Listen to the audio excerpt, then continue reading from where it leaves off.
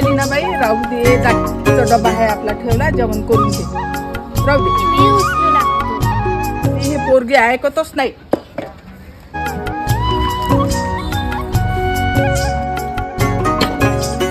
ताई, या लहान लेकराला कामावर आणलं. ह्या कोणाची इट आहे? त्या मानेकर ताईच्या. अ मानेकर ताई, तुम्ही एवढ्या लहान पोरीला इथं कामावर लावलं, शोभते हो तुम्हाला? तुमच्यावर कारवाई होईल ना. कोण फोटो गिटो टाकला, व्हिडिओ टाकला त्यांचा, तर किती आफत येईल. हा मग लवकर. का हो बाई, मी आता तुला फक्त एकटीला सांगितलं होतं, ह्या पोरीला काय आणलं? मांग लागून आली ना, आणि तिला राहू दे म्हणून राहील तर ऐकूनच नाही राहिली. हे पोरगी तू दे ना बा. ती मालकीन बोलून राहिली ना, तू ऐकूनच नाही राहिली केव्हाची. जाय बरं तिकडे जाऊन बस.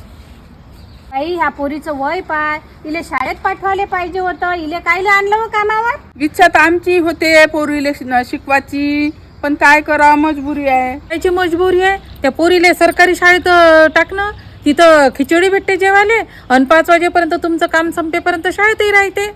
आमच्या गावात 4थी पर्यंत शाळा होती आणि एकच शिक्षक होता.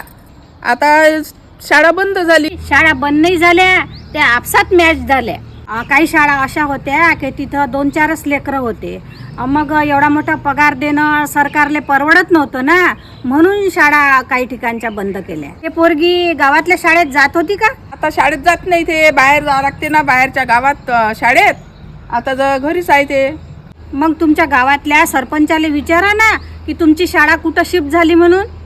पण आमच्या गरिबासारख्याला नाही परवडत ना. ॲटोचा खर्च, जाणं येणं नाही झेपत. आई बाबा आहे ना, कामासाठी पुण्याला गेले. हे पोरगी माझ्याजवळ राहते. काहीतरी करावंच लागेल ना.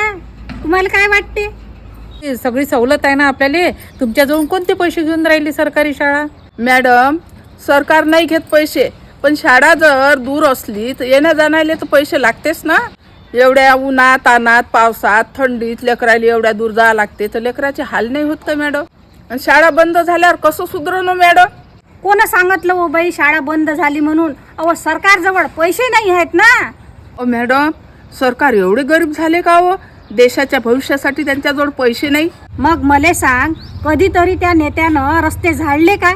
फक्त फोटो पाहिला असन. त्यांना शौक नाही गंदगी साफ करायची, ते फक्त देखावा करतात. त्यांचे खायचे दात वेगळे आणि दाखवायचे दात वेगळे वेगळे असतात.